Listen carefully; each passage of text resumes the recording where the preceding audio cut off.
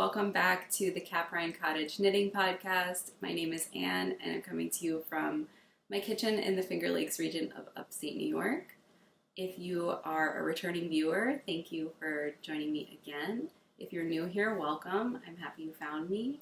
And today's episode is going to be just a regular knitting podcast episode. I have one small-ish finished object and then 3 works in progress, including a spontaneous cast on that you didn't know was coming. And then I have a couple little acquisitions that I'm going to put at the end, and I'm also going to try out a new segment at the end. So if you're interested in that, please stay till the end to see that. Just so you know, it's really, really hot and humid here today. So if I seem hot and sweaty and thirsty, that's why I'm dying. And obviously while I'm filming, I can't have a fan or air conditioning on because it makes a terrible kind of hum in the background. But so my beverage today is just water. So grab yourself a drink. I don't know, maybe you could tell me if it's hot or cold where you are. I've been seeing that there are viewers from all around the world. We're hoping it's going to rain this afternoon, so that would be nice. It's been very warm. I feel like it's not necessarily unseasonably hot, but maybe a little bit, and the plant pollen is incredibly high. I would say abnormally high, and so we're all having atrocious seasonal allergies. So yeah, there's a little bit of stuff you didn't need to know, but that's what it's like. That's what's happening in my neck of the woods. But yeah, so we'll just jump right into what I finished. So I think it's been about a month. I'm trying to make about one of these a month and then have some other content sprinkled throughout the month. Excuse me. But so my first finished object are these guys here. So I have them on blockers because I think it's just easier to see, but I'm going to take one off to show you. These are the Lake Socks by Lotta Löthgren from her book published with Laine Publishing that is called Observations. And it's an absolutely gorgeous book. I saw one person, I think it was on Ravelry, messaged me saying oh, I love how these are starting to look, but I'm sad that this is not an individual pattern yet because the book is kind of expensive, and I totally get that. I bought that book, and I bought Grand Shetland Adventure Knits directly from Laine in Finland on a promotion they were doing. I think it must have been right around when Grand Shetland Adventure Knits came out, so it was last fall. And I will say that if you feel inclined to buy from them, you're not going to be disappointed. But I do also understand that their publications are kind of a financial investment. But I think it's worth it. I think that they're worth the price. So that's just all I have to say about that. But so I knit these in Little Linehead Knits yarn. This is one of her sock bases. I'm going to hold them closer so you can see a little better. Hide my face. I'm not totally sure what this... I, of course, didn't bring the yarn band. Why would I have brought that? I think this is either merino or BFL. I'm not totally sure. And then it has Donegal nip. So it's her tweed sock base. And this color is called Golden Hour, which I'm not totally sure if she is still dyeing. I bought this skein from a D-stash on Facebook. So I'm not totally sure if this color still exists, but it's this kind of almost neutral, but peachy, golden. I don't know. I just think it's beautiful. And I'm obsessed with this yarn. I actually, honestly, she's one of my favorite, if not my number one favorite, yarn dyers. Something about her color palette it's my color palette, it speaks to me. She has a lot of really beautiful neutrals, but then also, vibrant kind of primaries that I love. And I love her sock bases a lot. I think they're really nice. But so I'm going to take one of these off so you can kind of see. The best part of these socks is on the back of the leg, and I feel on the blocker you kind of can't really appreciate that. Also, yeah, on the topic of sock blockers. So these are just they were really inexpensive. I bought them at a fiber festival. They're what do you call that? Like laser cut, like, I don't know, I want to say it's birch, but it's kind of like, it's not even 1/4 inch. It's like 1/8 inch, either birch or like balsa wood, or I don't know, whatever you call that, Luan. And they're fine, they're great, but I would really like to upgrade to something nicer, but I really want something wood. So if you guys have any like woodworkers that you know make handmade wooden sock blockers, maybe like leave that down there and let me know. I know maybe that's like a really weirdly specific ask, and like I know there's plastic ones, I know there's wooden ones, or I mean I know there's metal ones, and I'm like not opposed to those, but I do really like the look of wooden ones, and I'd like a nicer pair. Anyway, so I'm going to try and show you this cabling detail on the back of the sock, because that's really like the best part. Let's see if I can show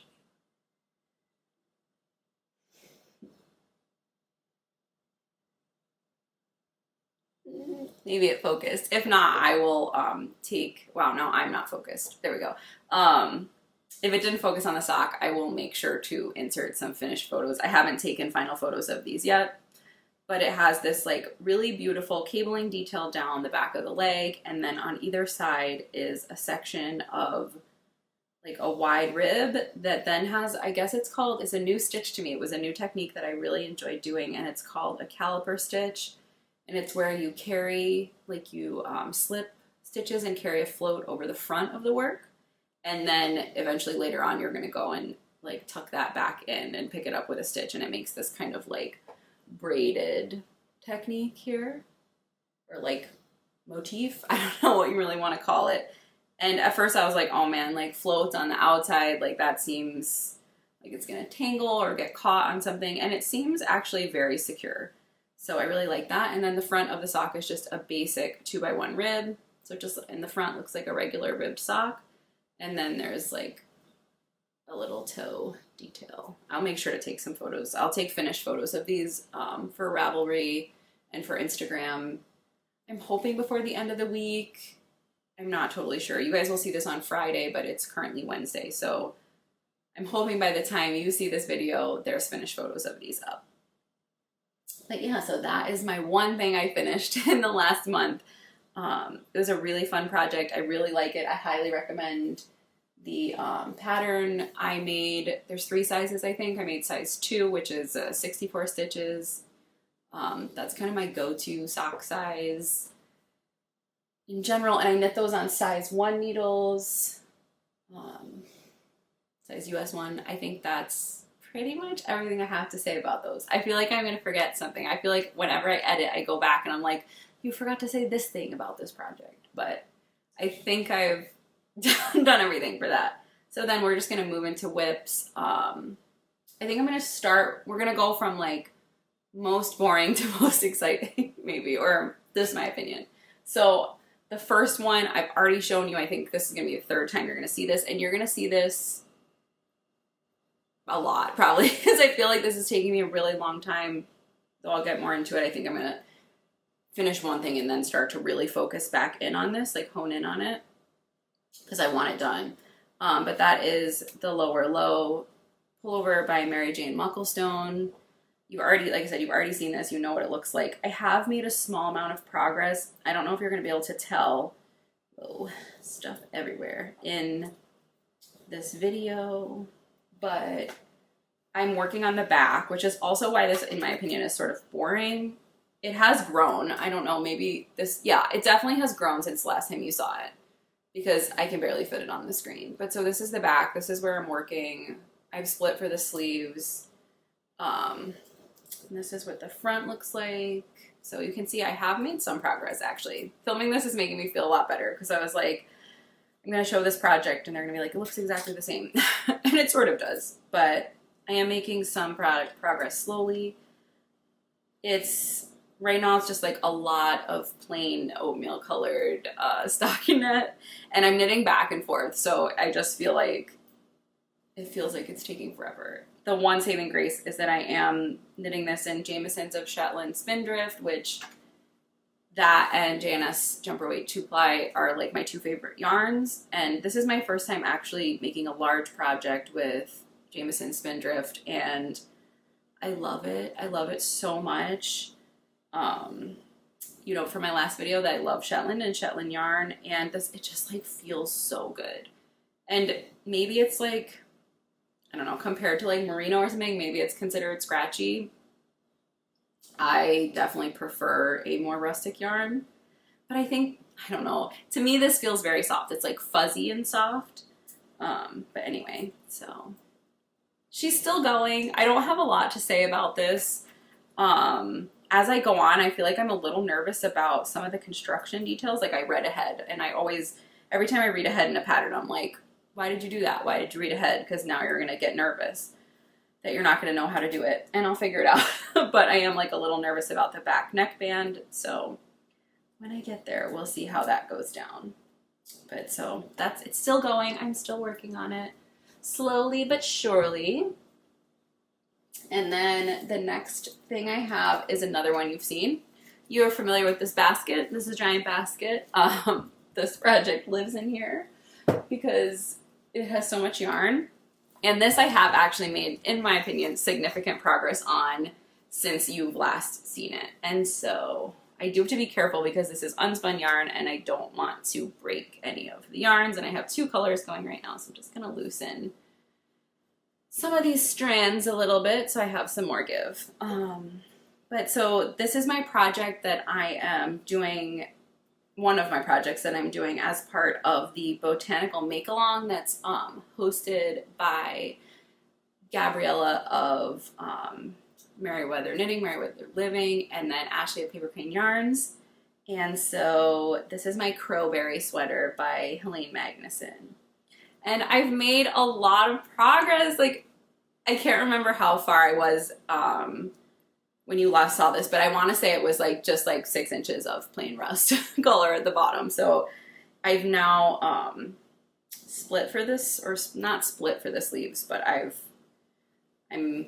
made my armholes that uses a what do you call it, provisional cast on, crochet provisional cast on here for the shoulder.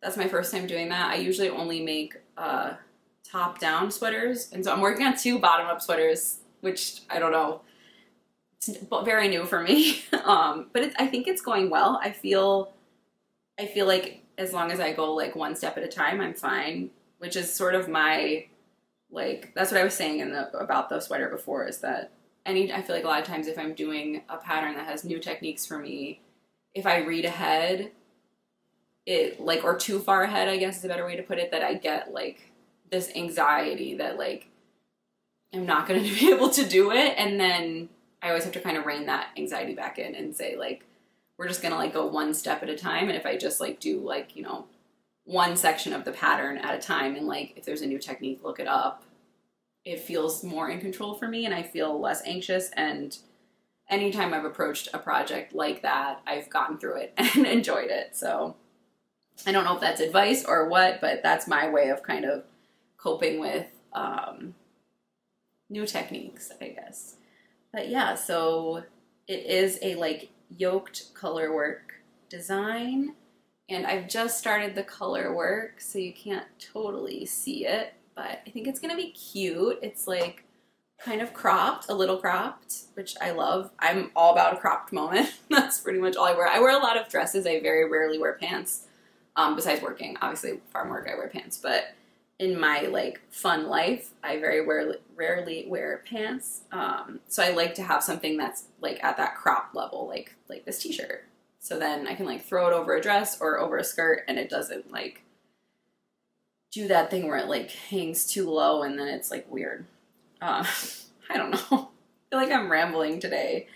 Just have a lot to say, I guess. But so I'm going to try and show you, it's a little curly still. I'm going to show you up close of the color work. Wow, there's a shadow. There we go. So you can see kind of what we're looking at. And so this is knit in Plotalope, and I'm using Iztek's Einband. So it's 2 Iztek's products, 2 Iztek's yarns, and it's held double. And so the color work colors that I'm using, and these I kind of, here they are. Let's see, how do I show this good? Like this? Like this? This is awkward. I don't know. There you go.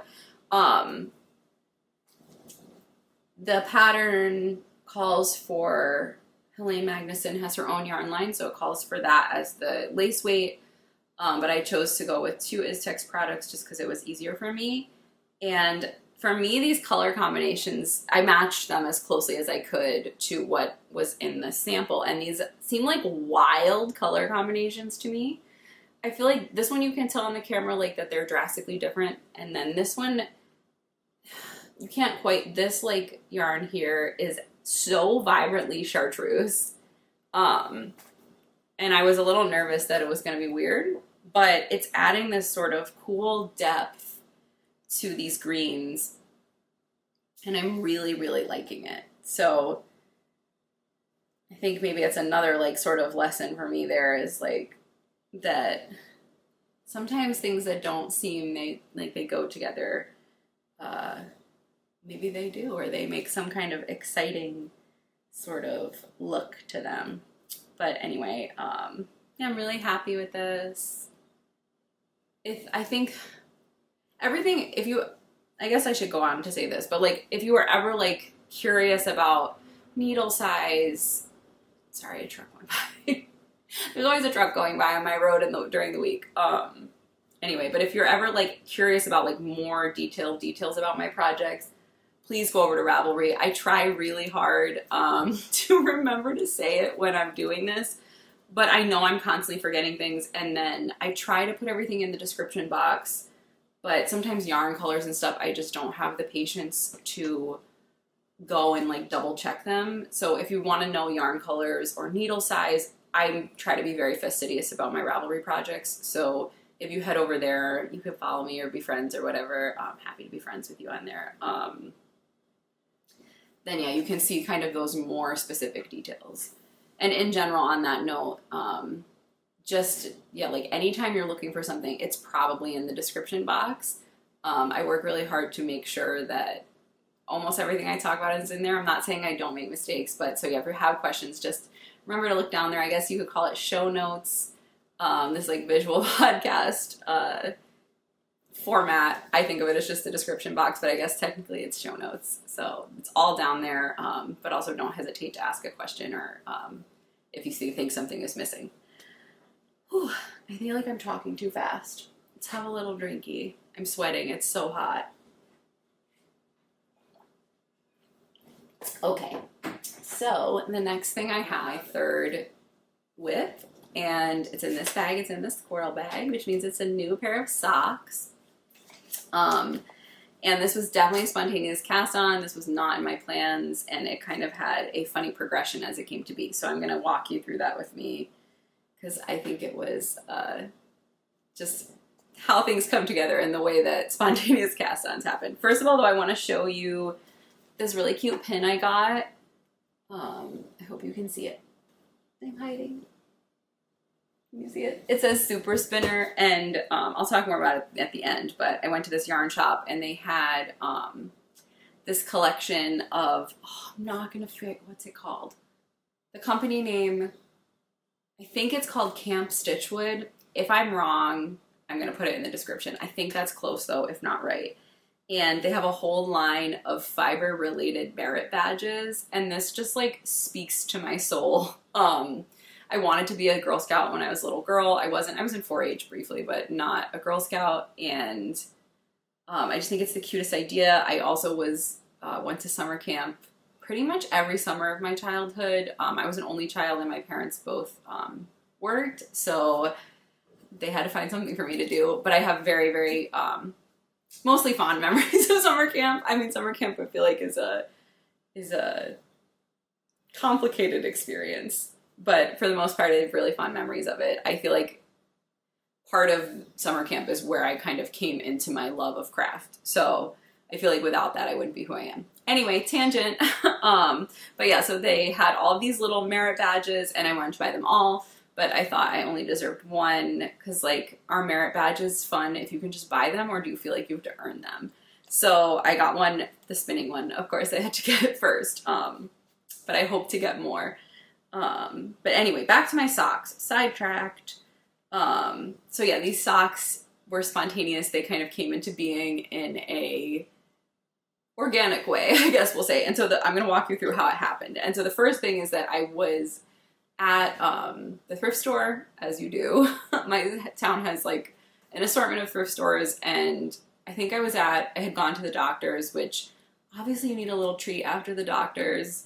So I went to the thrift store, and this thrift store in the city close to me often has like a nice, it's hit or miss, but it has a nice selection of like quality yarns, sometimes at least. And so this day when I was there, I found these. Oh no, my pencil. That was chaotic. But I found these two. Here, upside down this way. There you go. Oops. And so it's two 50-gram balls of Fortissima Colori. Wow, I'm so bad at this. Saka color. And it's by Scholler and Stahl. I think this could be a German company. Correct me if I'm wrong. I've actually never seen this yarn before, but it seems like a very kind of typical sock yarn. It's 75% superwash wool and 25% polyamide. So just your classic kind of sock blend. And it's in these really pretty like blues. I am assuming this is a self-striping yarn. So that's the first thing that happened. And then the second thing that happened was, I'm not sure if I saw it on Ravelry or Instagram or what, but I came across this knitting pattern, and this is in French, like the title is in French. I'll make sure to put it below. My French is honestly tragic, but I'm going to try. So, chaussettes homard, which means lobster socks, and I had to make it. I just had to make it. I knew I had the other colors in stash. So yeah, and the designer is Lysandra Hordon. I'll make sure she's tagged and everything or linked below. And so, I'll put a picture up so you can see. There'll be a picture here. But they're just like little lobsters on socks, and then there's kind of like a wave motif and then a blue foot. And I was like, I just got this blue yarn. This is gonna be perfect. And I feel like I said, I'm like very much in this like summer camp, summertime, ocean vibes mood right now. And for me, my summer wardrobe is always like primaries and neutrals. I mean, that's kind of my always wardrobe, but especially in the summer, I really lean into the primaries. I love a bright red. I love blue or teal or yellow, and I like to wear them all together. So I feel like this is just speaking to my summertime soul. Also, like as a child, we would go to Cape Cod for like summer vacation, like when we took a vacation most of the time. And also I've been to Maine a few times, and so I feel like I'll just love the lobster theme. My family is like long before I was born, but originally from Massachusetts. So yeah, I just love a good lobster theme. What can I say? So I've made some progress, and the two other yarns I'm using, I have this red and this white, and this red is my number one. I'm obsessed with this color, and I need to buy more of it. This is also by Little Lionhead Knits, and this color, I ended up getting this in her vintage autumn sock set. Sorry, don't know what that was about. But and she does this color pretty frequently, and I think it's called Let's Picnic. I'm obsessed. This is my perfect red. I think it's reading a little orange to you, and it is a little orange, but obsessed. And then the white I'm using is, I bought, you saw it in my local yarn store day video, but a mini skein set from Coats & Co. And this is just white. I chose to use this white because it's a little warmer. The other white I have is very cool and shiny. I feel like this was a better match. But I've made some progress. You can see some little lobsters. Oh my gosh, so cute. Anyway, oh no, I dropped my yarn. Sorry. So I cast these on yesterday. Like I said, it was spontaneous, but it just felt so summery and like meant to be. The only thing is like I said, this is like less than a day. It's like maybe 1 or 2 hours at most of knitting. And I think it's going to be too big. So I think I'm going to have to rip this back and start again. But I wanted to show you anyway. The pattern for these called for US on 64 stitches, US 1.5 needles. And I chose to do the ribbing and everything in 1.5, and then I sized up to a size 2 for the colorwork because I have had issues in the past, oops, of my colorwork being too tight. But this seems way too big, so I think that I'm gonna rip back, which is like so painful because this is like a twisted rib cuff. I hate knitting ribbing, but I think I'm gonna rip back and do the cuff and the foot and everything in size 1 and the colorwork in size 1.5, and hope that kind of makes it a little smaller. I just feel like this looks really wide here in the like leg part. So that's a little disappointing, but also, like I said, this didn't take me very long. Like there's maybe like 1 or 2 hours of working on these. And I'm loving it so far. Like I feel like the colors are gonna be so cute. So yeah, that's my spontaneous cast on. I just love it. I think it's gonna be great. I'm really excited about it. It feels summery. Yeah, so that's pretty much everything I'm working on. I have just a couple acquisitions here in a basket and a bit of a tail. So like I said, I went to another local yarn store. I had a Sunday off, and usually I'm doing the farmer's market on Sundays, but my partner's mom has been going on Sundays for us, which is such a gift. As we get into the busier part of the season, we're gonna have to have both days, but it's been really, really amazing to have that day off. So I went with my mom on a little adventure over to another town near us that's called Watkins Glen, and we were looking for yard sales, of which we found none, but I knew there was a yarn store there, so it was like at least that was a good destination. And that store is called, I think it's called Fiber Arts in the Glen, and that's a beautiful little town. And obviously there is the actual glen there where you can hike. So if you're ever in the area, that's a beautiful destination. But I went there, if there's a yarn store, you have to go in.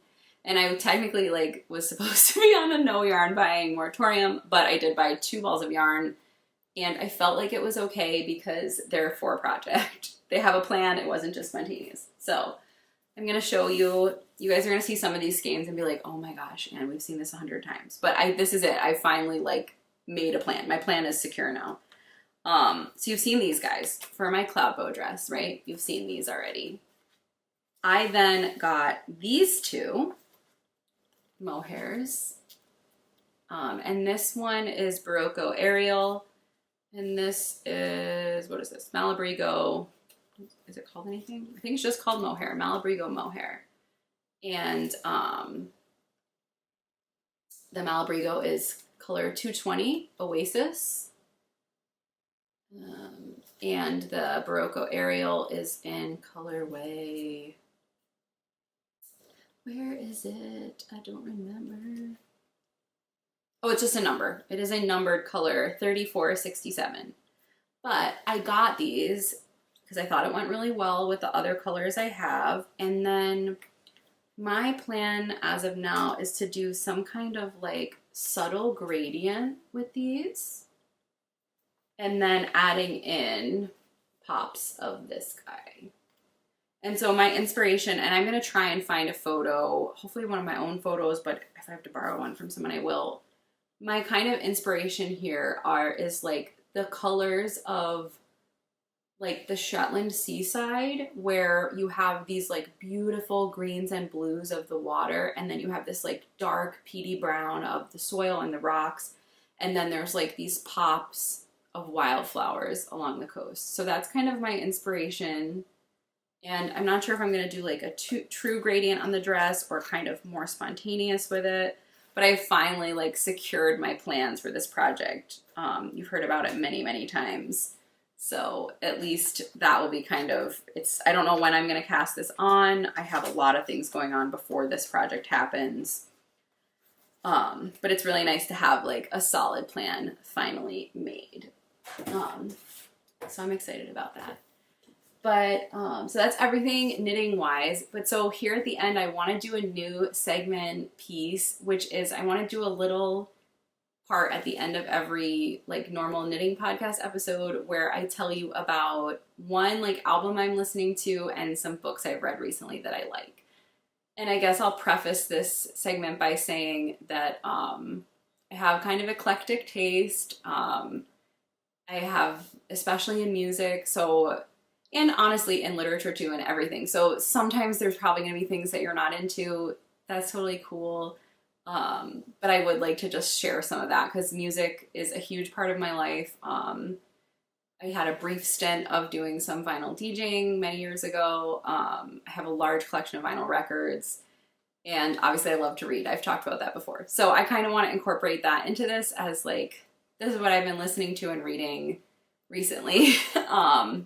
Yeah, okay, so the first thing is going to be this album, which maybe many of you have listened to this or seen this already, and this is Kacey Musgraves' Deeper Well. Put it over here. And I'm actually not, before this, like, much of a Kacey Musgraves fan. Like, I didn't know a whole lot about her, really. And then the video for Deeper Well came out, the song, and I was like, oh my gosh, I'm obsessed with this vibe. I love the song. It's filmed on location in Iceland. It's like a beautiful video. So yeah, I've been just loving this album. This came out earlier in the year. I'm not totally sure exactly when. I don't remember. But she did limited edition vinyl with Target, so I got that one. The vinyl is red. I'll show you the inside. And so I love this album. It's so like beautiful and calm, and I like think that you might like it. I would say my two favorite songs off of it are Deeper Well, and then what's the other one called? Heart of the Woods. Those are my two favorites. And I saw something recently that she posted about the song Heart of the Woods. She had like a little signed note from, oh, what's his name? It just left me. He's a famous mycologist though, and he had written her a little note, and she said that the song was like inspired by hearing him talk, and I also have been very inspired by hearing him talk. I'm gonna write his name here because of course I forgot what his name is. But anyway, and then so the other thing I have is two books. They're related to each other, and I feel like these are maybe not going to be to everyone's taste, but they were very much to my taste, and they're also very popular right now, so you've probably seen them kicking around. But they are the Legends and Lattes books by Travis Baldree, and the second one is called Bookshops and Bonedust. These are fantasy, so if you don't like fantasy, like, they're not for you. They're very much like cozy fantasy, which is, I'm learning that's a like thing. Like, that's actually a genre, but I didn't know that until kind of recently. I grew up reading fantasy books, and these give me the vibes of some books I grew up reading, and they're just super cute and cozy.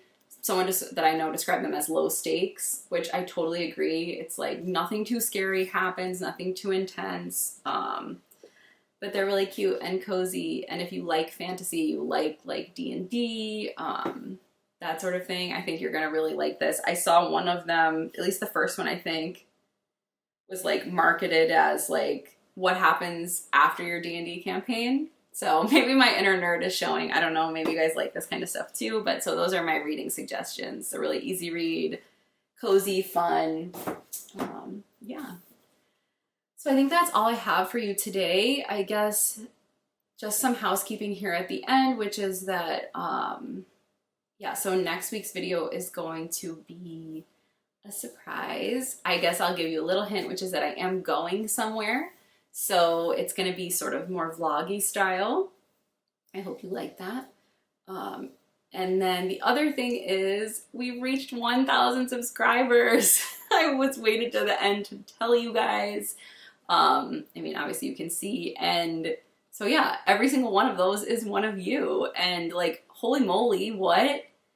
It happened so fast. I guess I didn't expect it. And so like, obviously immense gratitude. Thank you for joining me. Thank you for being here. And so not next week, but the following week is when I'm going to do that Q&A video. And it's going to be kind of like a Q&A 1,000 subs celebration video. Yeah, and so I hope you join me for that. Thank you all for being here. You can find all applicable information in the description. I am on Instagram as Caprine Cottage, and on Ravelry as a different name, so it's tagged under there. I've had that account for a really long time, so that's why it's a different handle. I think that's everything you need to know. Thank you so much for joining me. I hope to see you again. And please, as always, what are you knitting on? Were you knitting on something while you watched this episode? Have you made any of the patterns that I showed you? Do you like the same kind of music as me? Anyway, yeah, leave me some comments. I like to hear from you. I love chatting with you guys. It's a lot of fun. But yeah, I hope you have a great day and we'll speak soon. Bye.